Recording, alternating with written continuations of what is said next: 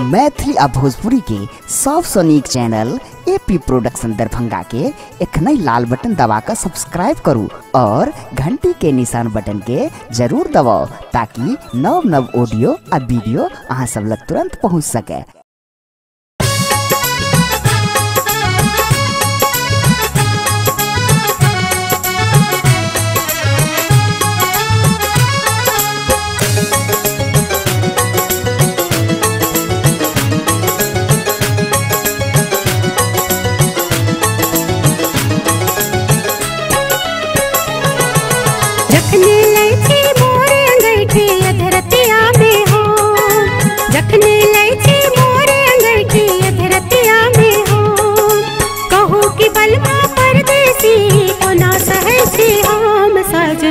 एतबा करे छी निहोरा हुए त जल्दी गम अबियो साजन।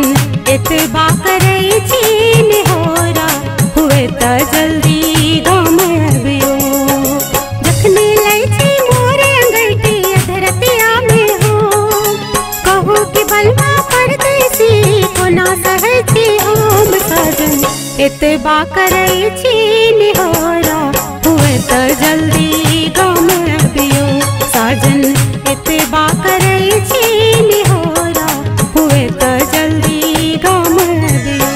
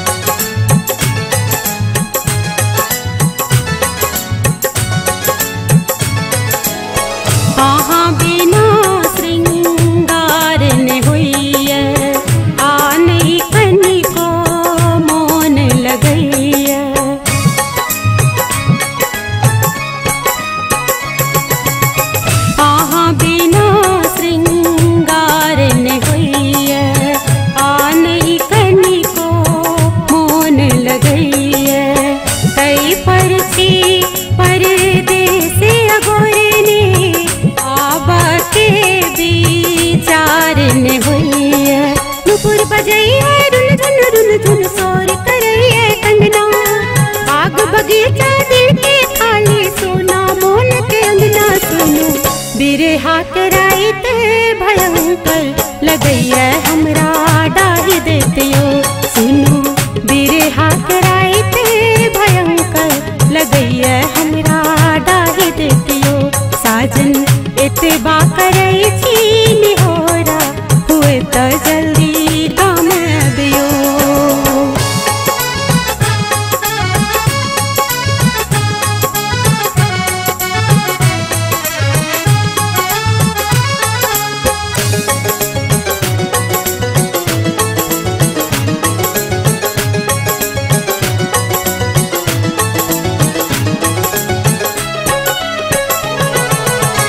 एकता देखला बरसों बीतल देखा ललई नैना तरसल।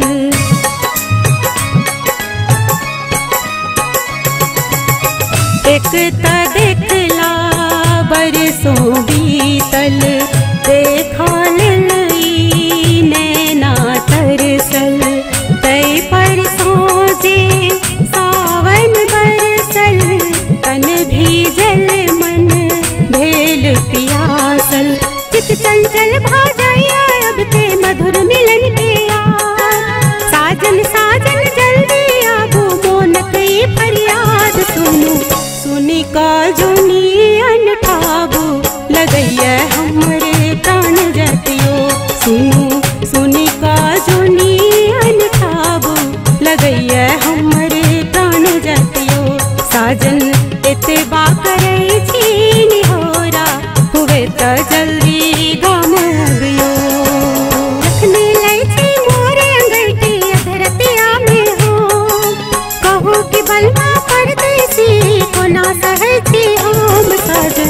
एतबा करै छी